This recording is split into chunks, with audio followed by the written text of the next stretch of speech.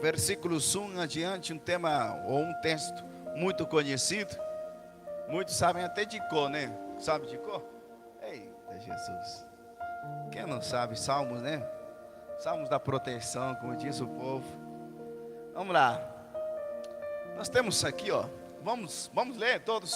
Contrário, quem trouxe a Bíblia, quem não, acompanha que diz a palavra: o Senhor é meu pastor e nada me faltará. Deitar-me faz em verdes pastos, guia-me mansamente a águas tranquilas. Refrigera a minha alma, guia-me pelas veredas da justiça, por amor do seu nome. Ainda que eu andasse pelo vale da sombra da morte, não temerei mal algum, porque tu estás comigo, a tua vara e o teu cajado me consolam. Preparas uma mesa perante mim na presença dos meus inimigos, unges a minha cabeça com óleo e o meu cálice transborda. Certamente que a bondade e a misericórdia me seguirão todos os dias da minha vida, e habitarei na casa do Senhor por longos dias. Um instante de oração. Senhor meu Deus e meu Pai, eu quero pedir ao Senhor aqui neste momento, que o Senhor venha falar aos vossos corações através da tua palavra. Fala no meu coração, no coração de seu povo, no coração da sua igreja. E nós pedimos, ó Pai, que o Senhor trate no meu coração, trata no coração do meu irmão, trata no coração da minha irmã, segundo as suas necessidades. Pois nós estamos aqui, ó Deus, para receber a tua palavra, em nome do Senhor e Salvador Jesus Cristo. Graças nós te damos, Senhor. Amém e amém. Queridos, desocupe. Dá uma salva de palmas ao Rei de Reis. Glória a Deus. Queridos, hoje nós estamos domingo, culto da família. E eu gostaria de falarmos um pouquinho a respeito da história de Davi. Quem já estudou a história de Davi? Alguém já estudou? Já pesquisou como? E eu digo sempre que todos nós temos uma história, embora a minha seja diferente que a sua, mas todos nós temos uma história. E a gente pode perceber que Deus mudou a nossa história. Deus muitas vezes deu sentido ou direção à nossa história. Quando a gente vai olhar aqui, por exemplo, Davi, quando Deus olha Davi, porque Saul havia desobedecido a palavra de Deus. Saul era o rei de Israel, o primeiro rei. Desobediência levou ao ponto: por que você clama ou pede por alguém? Por que você clama ou pede por alguém que eu já o rejeitei? Deus já o havia rejeitado como rei de Israel, mas o profeta ainda estava clamando. Mas Deus vai dizer: olha, pega um vaso de azeite e vai para a casa de Jessé, porque dentre os mancebos dos filhos de Jessé eu tenho escolhido alguém como rei de Israel. E o profeta vai se direcionar à casa de Jessé. Quando ele está chegando perto da cidade, a população ou o cidadão daquela cidade sai ao encontro do profeta. E a pergunta dos cidadãos para o profeta é: a sua vinda é de paz? Por que eles falam a sua vida é de paz?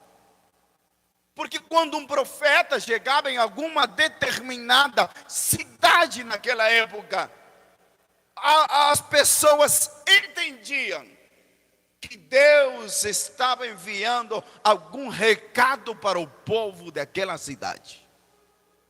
E quando a gente vai observar as revelações ou as profecias dos profetas antigamente, não é igual os profetas que nós temos no século 21, no ano 2025.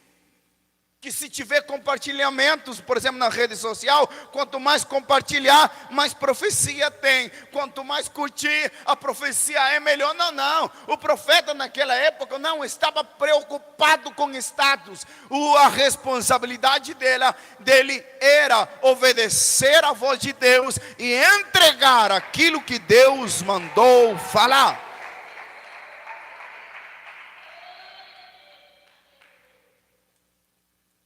E aí o profeta vai dizer, não, eu vim em paz, eu vim sacrificar aqui. E chama Jessé, e entra na casa de Jessé e diz que preparassem toda a mesa. E enquanto o escolhido de Deus não chegar, ninguém poderia participar da mesa. Ninguém poderia se assentar à mesa enquanto o escolhido do Senhor não chegasse. E aí eu me imagino, por exemplo, Jessé passando, e a Bíblia também, eu imagino Jessé dizendo, olha, o profeta veio, uma honra recebê-lo, Deus mandou, porque achou graça escolher um dos meus filhos para serem rei de Israel. Era honroso. Só que Jessé esquece que ele tem um filho que estava lá nas montanhas, cuidando das ovelhas malhadas. Jessé, no seu entendimento como homem, vai dizer, não, mas aquele meu filho Davi, ele não tem as condições, não tem a capacidade para se tornar rei de Israel. E aí, o profeta pede para Jessé passarem os seus filhos, e Jessé começa a passar o primeiro filho. O homem alto, formoso, forte, já fazia parte do exército de Saul, sabia usar uma espada, sabia usar um escudo, e o profeta diz, não, esse daqui vai ser o rei de Israel. E aí a voz de Deus vai bradar uma vez mais, dizendo, olha Samuel, na primeira vez você escolheu, em essa daqui você não escolhe, sou eu que estou escolhendo. Porque vocês homens, olha aí como Deus mostra-nos para nós a nossa dependência e a nossa limitação humana, dizendo, olha, vocês olham apenas para a aparência, para o físico, para a estatura, para a altura, mas eu não olho dessa forma, eu já tenho olhado o coração.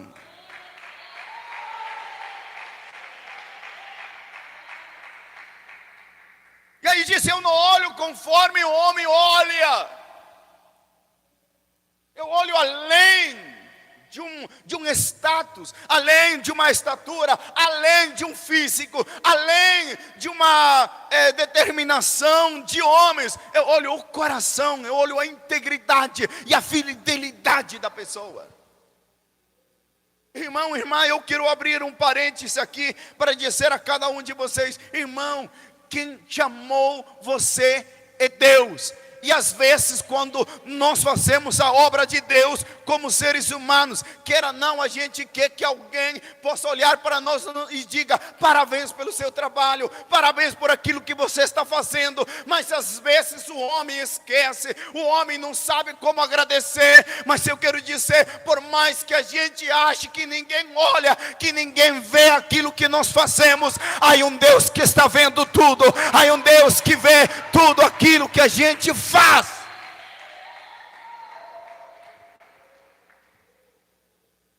Davi estava cuidando das ovelhas. Ninguém observou as batalhas de Davi contra os animais que queriam degolhar ou comer as ovelhas que ele cuidava. Não estava seu pai, não estava sua mãe, não estavam seus irmãos, por mais que eles soubessem usar espada e escudo, mas eles não estavam quando o leão, o urso atacava as ovelhas. Mas Davi, diz a palavra, que ele o defendia com a sua própria vida. Há certas batalhas, irmão, que não é para seu marido atravessar, nem a sua esposa atravessar. Há momentos de luta, há momentos de batalha que somente nós e Deus, eu e Deus, você e Deus. Às vezes a gente observa e diz: "Ô pastor, ninguém me visitou, ninguém me ajudou, ninguém foi pelo menos dar uma ligação." E queridos, há momentos da vida que a gente tem que entender: não é para o pastor interferir, não é para um membro interferir, não é para o grupo da visita interferir. Em momentos particulares, entre eu e Deus, entre você e Deus. E se Deus preparou aqueles momentos, irmão, ninguém vai interferir. Quem já passou por momentos difíceis, já passei, já enfrentei, que às vezes a gente espera de alguém, ou de algum amigo, de algum colega, te ligar, dizer: "Olha, estamos juntos aqui", que deveria ser o correto. Só que há momentos que não é para ninguém interferir. É Deus que nos trata, dizendo: "Eu quero tratar apenas com você. Eu quero tratar com seu caráter. Eu quero limpar você. Eu quero te purificar. Eu quero te santificar. Primeiro eu quero te preparar para te lançar, para você fazer a minha obra. Mas primeiro é você e eu. Nós vamos ter particular, a conversa entre eu e você. Ninguém vai interferir." Eu vejo isso na vida de Davi. E aí Jessé começa a passar todos os seus filhos. Entenda algo aqui: aquilo que é nosso, aquilo que Deus determinou, ninguém vai tomar o seu lugar, irmão. Entenda isso. "Ah não, o fulano já veio, está começando a pregar, eu não vou ter oportunidades." Pelo amor de Deus, Deus tem um chamado na minha vida, Deus tem um chamado na tua vida. Há espaço para todo mundo trabalhar na obra do Senhor. A seara é grande. E aí eu vejo aqui, Jessé passa o primeiro, passa o segundo, o profeta diz: "Ainda Deus não confirmou." Passa o terceiro, ainda não confirmou. Passaram todos os seus filhos e diz: "Deus ainda não confirmou." Porque não se trata de aparência, não se trata apenas de um olhar humano. Porque se a gente fosse perguntar a alguém: "Ô fulano, será que eu vou me dar certo como obreiro?" Ele vai dizer: "Não, ainda não, falta." Se você fosse procurar a opinião de alguém dizendo: "Ô fulano, olha, eu quero montar uma empresa disso, isso aqui." E o fulano vai dizer: "Não, não vai dar certo, não, nem tenta, vai gastar dinheiro, vai investir à toa." Irmãos, anos atrás, se eu perguntasse à minha própria família: "Vocês me veem como pastor?" Falam: "Você, eu pago para ver." E eu falei: "Olha, um dia eu vou sair do meu país, desta cidade. Eu vou para outro país, vou falar outros idiomas, eu vou pregar a palavra de Deus em outros idiomas." Meu pai virou para mim e disse: "Eu pago para ver." Olha eu aqui, aprendendo a falar português. Porque aí a gente vai entender que determina na minha vida não é, irmão, a opinião do homem, não é a opinião terrena, não é diagnóstico terreno. Quem determina na minha vida é Deus, quem determina na tua vida é Deus. Se Deus diz que vai entrar com providência, Ele vai. Se Ele diz que vai curar, Ele vai. Se Ele diz que vai entrar com salvação dentro da tua casa, Ele vai. Não é nada, nenhuma palavra de maldição que possa desviar os planos e os propósitos de Deus ao respeito da minha vida, da tua vida. Não há nada neste mundo. E aí eu me lembro de Jó 42, que ele diz: "Senhor, quem poderá frustrar os teus pensamentos? Ou quem poderá frustrar os planos do Senhor ao nosso respeito?" Quem? Me explique quem. Macumbeiro? Pode até tentar, pode até fazer a ofrenda dele lá da galinha preta. Vocês já viram lá? Pegar o sangue, e pegar lá uma cachaça, pegar não sei o que mais lá, levar nossa fotografia, virar de cabeça para baixo. Ele pode fazer o que ele quiser, mas eu sigo Jesus. Quem está à minha frente é Jesus, quem me chamou é Jesus, quem cuida da minha vida é Jesus, quem nos guarda é Jesus. E aí eu vejo aqui, todo mundo passou e o profeta disse: "Ainda não é." Irmão, enquanto Deus, ou quando não nos chamarem à mesa, porque Deus preparou a mesa, enquanto a gente não chegar na mesa, ninguém vai se assentar, irmãos. Entenda algo isso. A gente pode ver o fulano sendo honrado, o mengano sendo honrado, glória a Deus seja por isso, mas a nossa vez está chegando. A tua vez está chegando. Pastor, ninguém lembra mais de mim, eu sou mais pequeno. Preocupa não, Deus está vendo o seu trabalho. A mesa já está preparada. E enquanto nós não chegarmos, ninguém vai se assentar à mesa. E aí eu vejo Davi lá cuidando das ovelhas, defendendo as ovelhas com tanto amor, com tanto sacrifício. E a palavra diz que eram ovelhas malhadas. E as ovelhas malhadas, antigamente, elas não tinham muito valor para os proprietários daqueles rebanhos. Sabe para que serviam as ovelhas malhadas? Diz que tinham as ovelhas, as que valiam preço, aquelas que não eram malhadas, aquelas que não eram pintadas de uma cor só. Elas colocavam no meio e as malhadas colocavam ao redor do curral, para que quando o animal viesse, pudesse primeiro pegar uma ovelha malhada. E aí não perderia muito, porque ela não tinha valor. E olha algo aqui, irmãos, o que me chama a atenção. Nem o próprio pai de Davi, sendo o pai de Davi, confiava em entregar as melhores ovelhas para Davi cuidar. Vocês viram? Para Deus trabalhar, a gente não precisa ter o melhor cargo na igreja.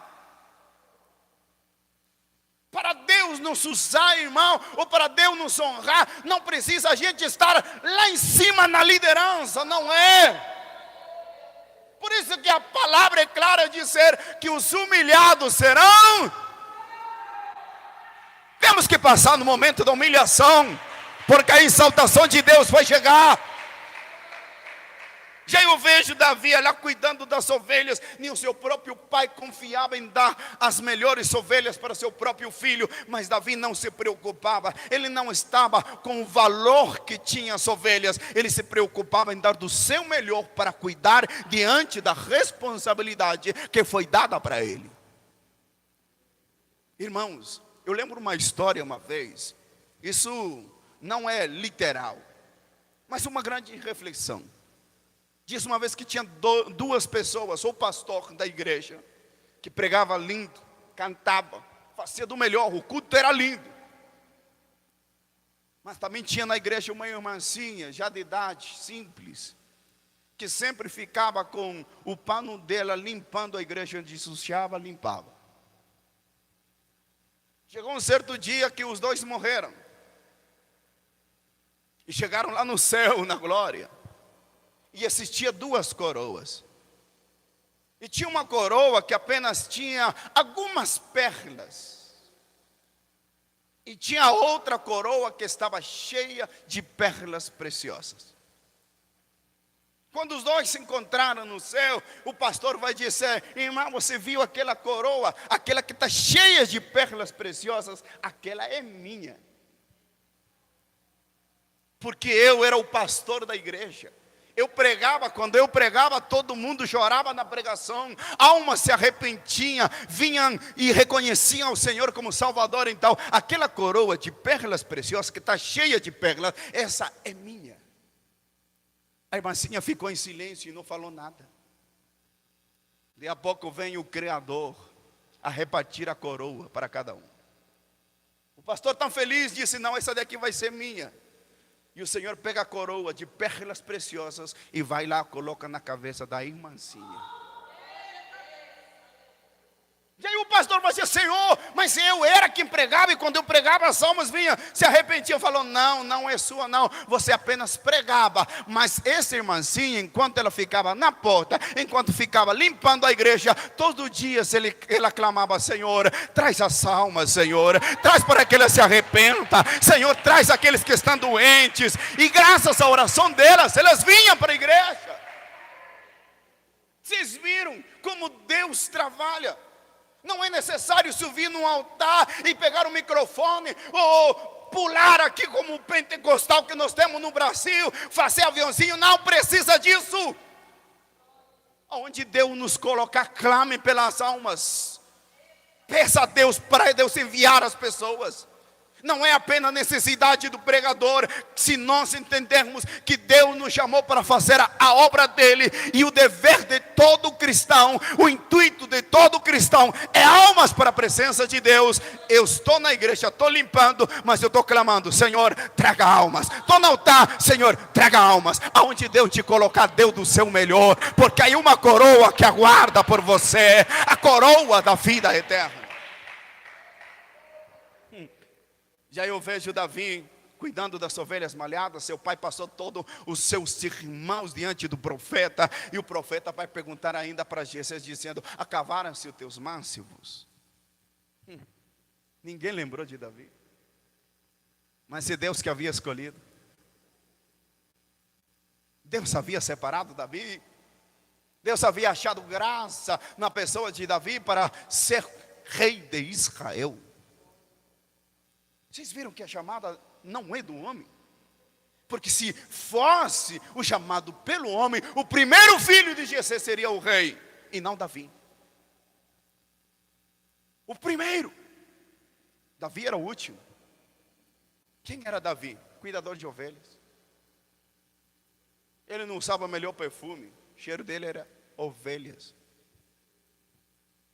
Ele não tinha melhor vestimenta. Ele não andava na linha. Ele era a cheiro de ovelha, de cabras. Só que Deus não olhou para uma vestimenta. Deus olhou o coração e a sinceridade de Davi. E aí passaram tudo, e o profeta disse: então, acabaram os teus mancebos. Aí Jessé lembra-se e disse: não, mas eu tenho um lá. Está lá na montanha cuidando das ovelhas. Se nenhum desses meus filhos que passaram aqui, eles foram aprovados pelo Senhor, imagina Davi. Se nenhum desses irmãos aqui foram chamados para ser obreiros, imagina o fulano. Se nenhum deles aqui já fez CFO, já fez teologia, bacharel em teologia, doutorado em teologia, maestria em teologia, ele é conhecido de todo mundo. Se ele não teve oportunidade, imagina nós. Mas não é o homem que chama, não é o homem que escolhe, é Deus. Deus pega as coisas pequenas e traz, e faz tornar coisas grandes, maravilhosas, para mostrar: quem manda é Ele, quem tem a última palavra é Ele, quem determina é Ele. Não é homem que determina, não é macumbeiro que amaldiçoa a tua vida. Se nós já temos Jesus Cristo, as bênçãos do Senhor nos acompanham, o poder de Deus está sobre nós. Quem eu vejo aqui, manda chamar o profeta aí, pede para Jessé, manda chamar. Enquanto não vier Davi, ninguém assenta-se à mesa. Oh glória. Enquanto Davi não chegar aqui, o Senhor diz: ninguém vai se sentar à mesa. Aí mandaram chamar Davi. Davi não entendia muito. Quantos anos tinha Davi? Alguns dias 16, porque aproxima-se mais a uma verdade, que Davi tinha 17 anos quando recebe a promessa de Deus para ser rei de Israel. 17 anos de idade. O que determina em crescimento o seu ministério não é o tempo de igreja que você tem, é a visão que você tem, o desejo que você tem no coração para fazer a diferença, fazendo a obra de Deus. Porque tem muita gente que tem 20, 30, 40 anos de ministério, nunca saíram do banco, continuam sendo os mesmos membros. Mas aí pessoas que chegaram 1 mês, 2 meses, 3 meses, já estão pregando, já estão fazendo a obra de Deus. Não é porque eles são melhor, porque falam mais bonitinho. Nem sempre é. É porque nós amamos fazer a obra de Deus. Quando a gente se disponibiliza para fazer a obra de Deus, não é tanto o ministério, mas sim o chamado de Deus que queima dentro de nós.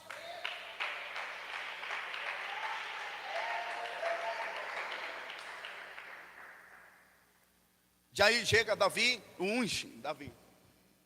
É colocado o azeite sobre a vida de Davi.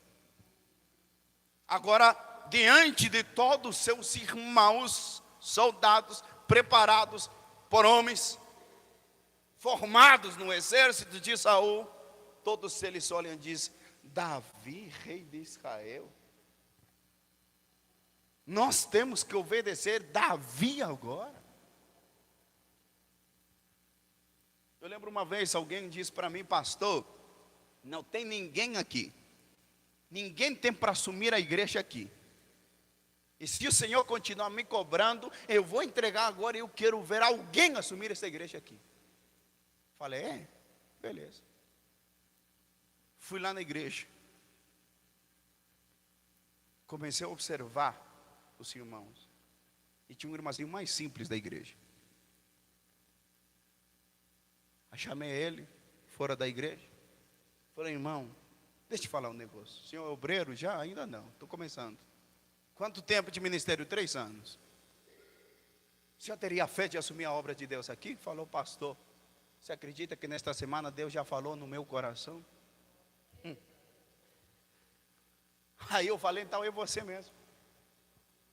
Pegamos a documentação, enviamos para a nossa diretoria, foi aprovado. Há 3, 4 meses eu acho que ele que assumiu a igreja. Irmãos, ele batizou mais de 7 jovens para a glória de Deus. A obra começou a crescer. Então é isso, a gente tem que entender que Deus pega as coisas pequenas. Entre toda essa população que nós temos aqui em BH, Deus escolheu você para vir aqui nesta noite, mesmo na chuva, para dizer: você quer fazer a minha obra? Porque a minha promessa ainda está em pé. Ainda está em pé a minha promessa. Você quer? Você quer? Deus poderia escolher outras, mas Deus trouxe você. E aí, irmãos, o que eu acho aqui, o Espírito Santo, porque o azeite, o óleo, significa o Espírito Santo de Deus. É o símbolo do Espírito Santo de Deus no Antigo Testamento. Após isso, Davi é ungido como rei, todo mundo assenta-se à mesa. Davi cheirando a ovelha, não deu nem tempo de colocar melhor vestimento. Mas está sentado à mesa. Ninguém o chamou, mas o Pai mandou chamar. Pai, Deus, Jeová. Está esquecido, mas o Pai está vendo. Ninguém olha para você, mas o Pai está olhando. E aí, após ele ser ungido pelo Espírito Santo, receber a unção como rei de Israel, demorou ainda um longo tempo para ele ser rei de Israel. Ele não foi ungido naquele momento e já colocado no trono.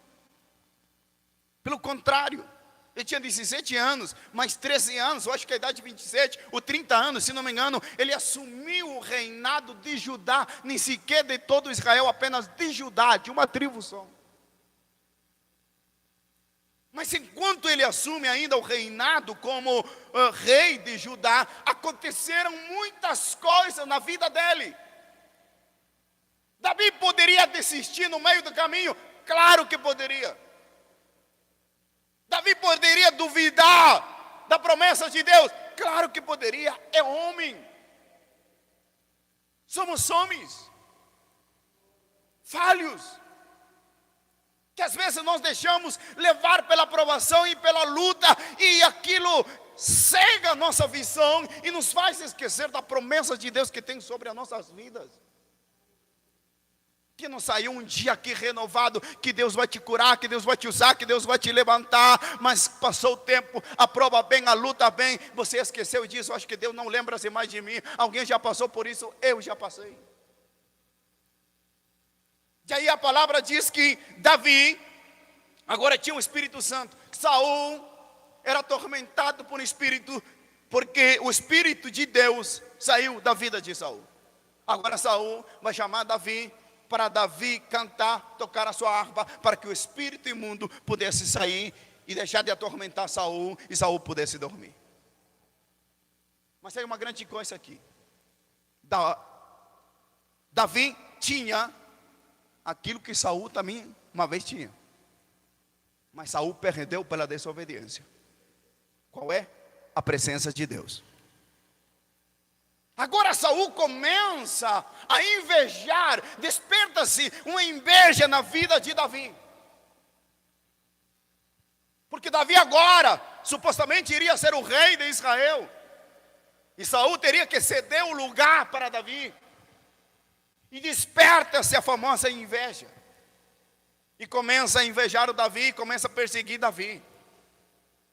O que Davi tinha diante de Saul? Se a gente comparasse em questões de dinheiro, em questões de status, em questão de poder terreno, Davi era me desculpem a expressão, um Zé Ninguém.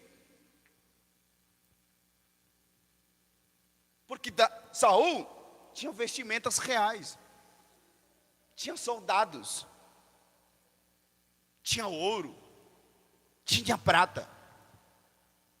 Davi tinha isso? Não. Mas por que ele despertou no coração dele inveja ao ponto de perseguir Davi? Porque Davi tinha a presença de Deus.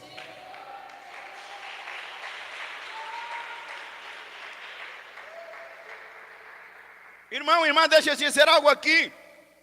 Você não precisa ter a melhor casa na terra ou neste mundo para você ser invejado. Você não precisa ter o carro 0 quilômetro na sua casa, lá no seu estacionamento, para você ser invejado. Do fato de nós servirmos a Deus, o inimigo sempre vai usar alguém para tentar nos parar. Só de nós termos a promessa de Deus sobre as nossas vidas, o diabo sempre vai levantar alguém, o despertar no coração de alguém, a inveja para te destruir, para te parar. E a inveja, irmãos, nunca vem do lado de fora, vem de alguém que está do teu lado, de alguém que te conhece, de alguém que assenta-se à mesa juntos com você,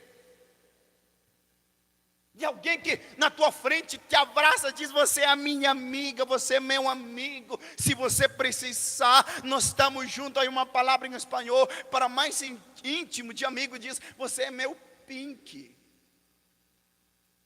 você é quase meu irmão, a minha irmã. Você sai e diz: nossa, não suporto mais aquela. Se eu estou aqui, eu abraço ela, dou a paz do Senhor a ela, é apenas pelo respeito e amizade que eu tenho há muito tempo com ela. Você acha que o diabo vai trazer alguém de fora aqui à igreja para te invejar? Alguém que não te conhece? Claro que não. Agora Saul se levanta contra a vida de Davi. Davi começa a fugir de medo para não ser tentado contra a sua vida. Davi começa a passar momentos difíceis, precários da sua vida. Mas naqueles momentos Davi lembra-se que ele também era pastor de ovelhas e ele cuidava das ovelhas. Agora Davi lembra-se que ele dava vida pelas ovelhas. Se vinha um leão, se vinha um urso, se ele se deparava com algum perigo contra o seu rebanho, ele dava vida. Então Davi vai dizer: agora eu entendi, mas agora eu vou declarar: o Senhor é meu pastor e nada me faltará. O Senhor é meu pastor e nada me faltará. Davi tem toda essa propriedade para dizer: o Senhor é meu pastor e nada me faltará. Quando a gente vai olhar o verso 4, ele ainda vai dizer: ainda que eu andasse pelo vale da sombra da morte, não temerei mal algum, porque tu estás comigo, a tua vara e o teu cajado me consola. Quando Davi fala, ainda que eu andasse pelo vale da sombra da morte, alguém já passou por momentos difíceis da vida? Alguém já se deparou entre a vida e a morte? Alguém já esteve agonizando entre a vida e a morte? Ninguém? Porque quem se deparou com frente a frente a morte vai entender.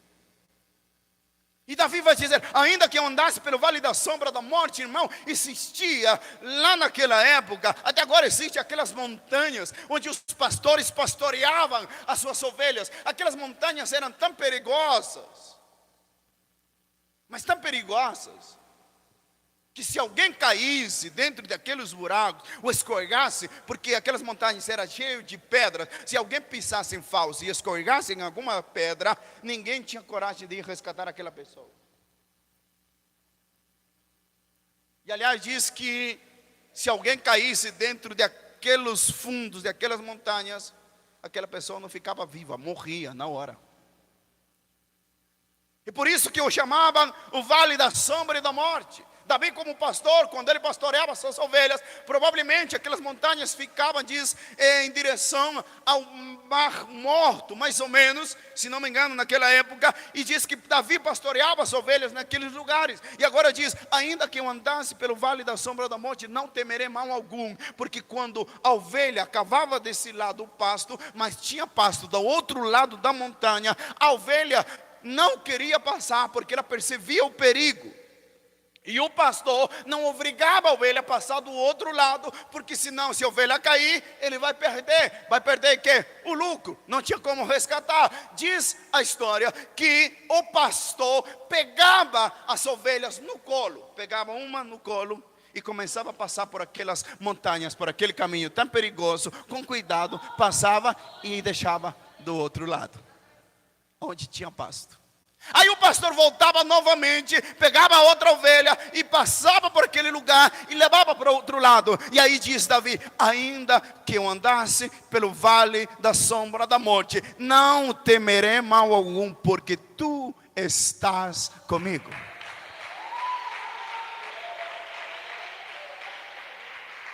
Não temerei, porque tu estás comigo. Eu posso estar à beira da morte. Eu posso dizer que até a luta aqui, a luta vai me destruir, a prova vai me acabar. Agora eu estou acabado, o casamento acabou, relacionamento acabou, o trabalho acabou, as portas fecharam, o inimigo até pode festejar. Aí a gente se depara e diz, aqui é o fim, aqui não tem mais saída, eu não tenho para onde ir. E aí o pai vai vir e dizer, para você não tem, mas para mim tem, porque eu sou Deus do impossível. Aonde você não consegue, Deus começa a trabalhar.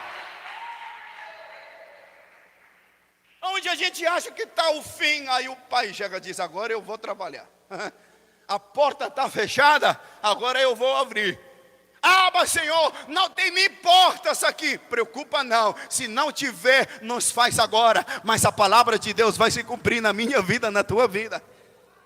Ah, pastor, mas não tem como aqui. Tem sim. Se Deus não abrir a porta, irmãos, Deus nos faz atravessar por aquelas paredes, porque do outro lado há uma bênção, há uma vitória que aguarda. Após o término de cada luta, sempre tem uma bênção. Após o término de cada provação, sempre tem uma resposta de Deus.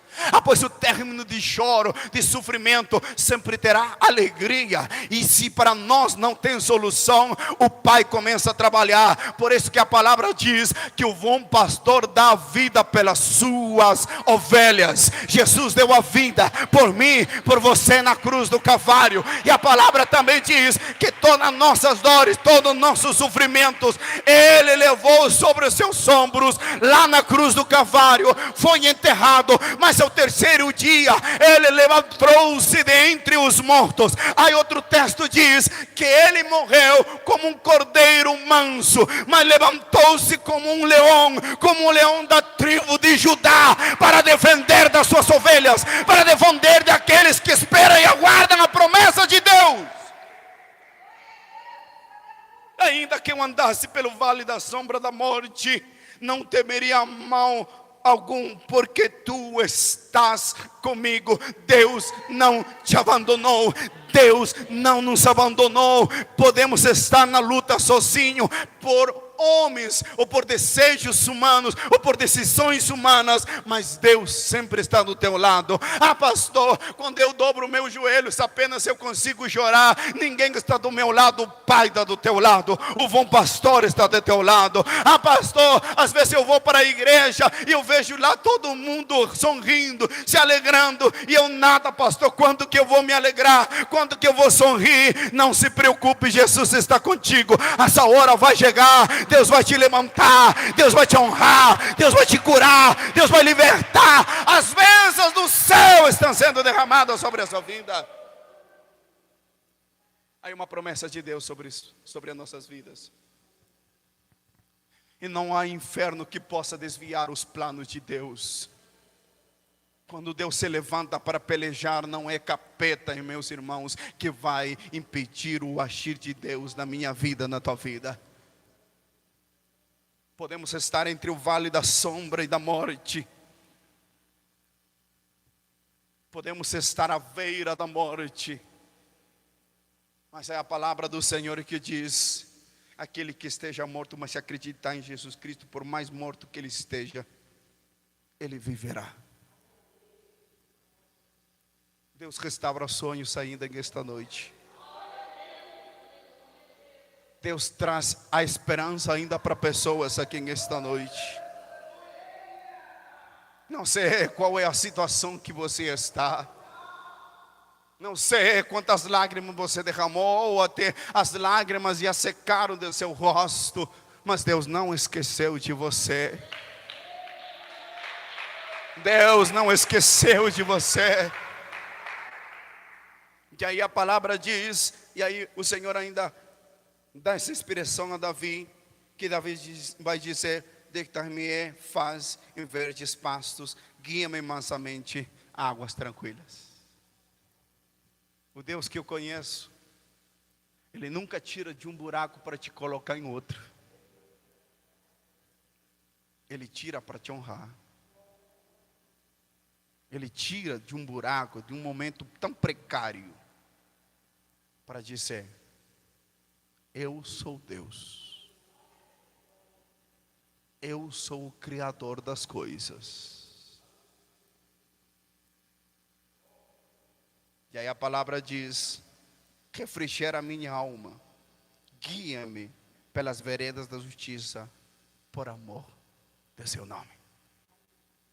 Quando ele fala, refrigera a minha alma, como nós acabamos de falar que aquelas montanhas eram muito pedregosas, tinha pedras, e às vezes as ovelhas enfiavam a cabeça em certos lugares, e as pedras cortavam, machucavam, e no deserto tem calor,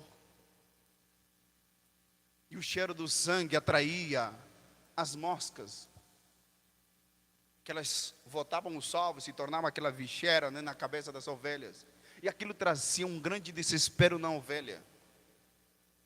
Para ela coçar, ela disse que ela retrocedia, ia correndo e batia a cabeça nas pedras, e muitas delas morriam. Mas o pastor trazia consigo óleo, e o óleo servia para colocar sobre a cabeça das ovelhas, para que a mosca não pudesse entrar naquela ferida. E o óleo servia como um remédio para ajudar a cicatrizar as feridas que existiam nas ovelhas. Não sei quais são as feridas da tua alma ou do teu coração. Não sei quais são as decepções da tua vida. Não sei o que tem machucado você, o que tem decepcionado você.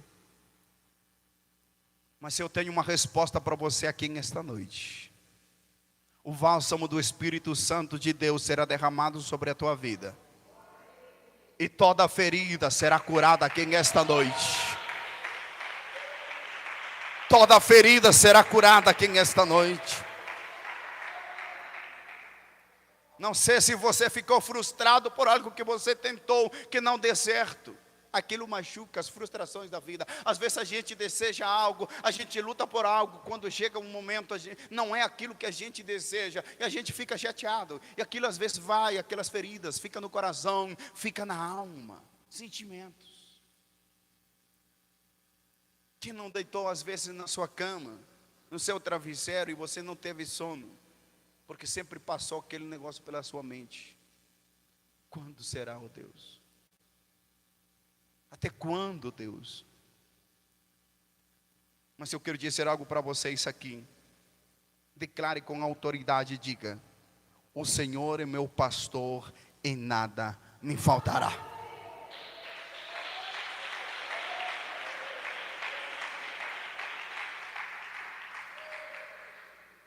Aí outra tradução que vai dizer: o Senhor é meu pastor e Ele suprirá todas as minhas necessidades.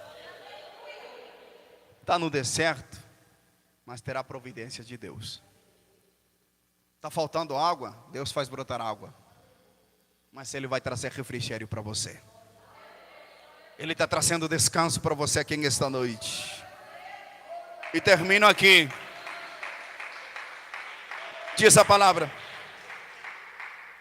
preparas uma mesa perante mim na presença dos meus inimigos. Unges a minha cabeça com óleo, e meu cálice transborda. Não é aqui uma questão que a gente quer humilhar a quem nos humilhou. Não se trata disso. Mas apenas vivermos a justiça de Deus em nossas vidas. Eu lembro anos atrás, quando a minha mãe estava doente, e os médicos e todos os macumbeiros, diante da sua capacidade, falaram para o meu pai: olha, a dona Maria só tem 6 meses de vida. Eu tinha 8 anos de idade. E quando a gente saía a algum lugar, lá na roça, a primeira coisa que as pessoas perguntavam: já aí fulano, a sua mãe já morreu? Aquilo doía dentro de mim. Doía. Todo mundo perguntava: ô Jairo, a sua mãe já morreu? Sabe, um dia entre criança, eu chorei, voltando para casa, eu chorei e falei: meu Deus, quando eu crescer um dia, eu vou pegar uma arma, eu vou matar todo esse mundo que está perguntando aqui. Só que quando nós fomos convidados para chegar na igreja Deus e Amor, a minha mãe foi curada, a minha mãe foi liberta. Agora eu entendo porque que diz a palavra: prepara-se uma mesa perante mim na presença dos meus inimigos. Todas aquelas pessoas que perguntavam para mim se a minha mãe já tinha morrido, com o transcorrido tempo, a minha mãe ficou curada para a glória de Deus. Aquelas pessoas agora procuravam a minha mãe, procuravam meu pai, para meu pai orar, porque muitos deles estavam enfermos. Eu lembro que ele chegava em casa, falava: Dom Clemente, por favor, ore por nós, eu não estou aguentando mais. E eu lembro meu pai que ele levantava as mãos, a minha mãe levantava as mãos, orava. Muitos deles caíam possessos por demônios e eram libertos, e muitos deles aceitaram a Jesus, ainda bem, tá? Muitos deles reconheceram que é Deus. E aí eu entendo. Hoje você pode estar chorando, mas o choro pode durar uma noite, mas a alegria vem sempre de manhã, vem cedo. Que Deus os abençoe. Que o Espírito Santo de Deus continue falando em vossos corações. Se coloque em pé um instante de oração. Se coloque em pé. Levante as suas mãos. Senhor meu Deus e meu Pai, estamos aqui, ó Deus, perante a Tua bendita presença, perante a Tua face. Graças te damos por tudo, Senhor, por tudo mesmo. Se não fosse pela graça do Senhor, nós não estaríamos aqui nesta noite. Se não fosse pelos Teus cuidados, pelo Teu amor imensurável, nós não estaríamos aqui. Mas eu creio, acredito que as promessas do Senhor, ó Pai, serão realizadas na vida de cada pessoa que está aqui esta noite. Eu sei que a prova vem, a luta vem, mas tudo isso, ó Deus, são ataques do inimigo para nos impedirem ou nos tirarem do propósito do Senhor, do foco do Senhor. Mas hoje, através da Tua palavra, o Senhor novamente reafirmou as Suas promessas, a Sua grandeza. Então, ó Pai, eu espero no Senhor e declaro aqui nesta noite: o Senhor é meu pastor e Ele suprirá todas as minhas necessidades. Em Ti espero e em Ti confio, em nome do Senhor Jesus. Eu vou receber a nossa irmã aqui, vamos recebê-lo com as palmas, bem alegre para Jesus. Aleluia, Jesus, glória a Deus. Quantos já estão abençoados aí, dá glória a Deus? Quantos recebeu esta palavra aí no teu coração? Diga aleluia, glória a Deus. Pega nas tuas mãos o teu voto, a tua oferta, em nome de Jesus. Você que pegou o teu voto a semana passada e você trouxe hoje para entregar na casa do Senhor, levante aí, em nome do Senhor Jesus Cristo. Você que não pegou, não trouxe o voto, a oferta, levante as tuas mãos também. Vamos orar, vamos todos orar, em nome do Senhor Jesus Cristo. Aleluia, levante aí, vamos orar. Vamos apresentar o Senhor nesta noite, aleluia.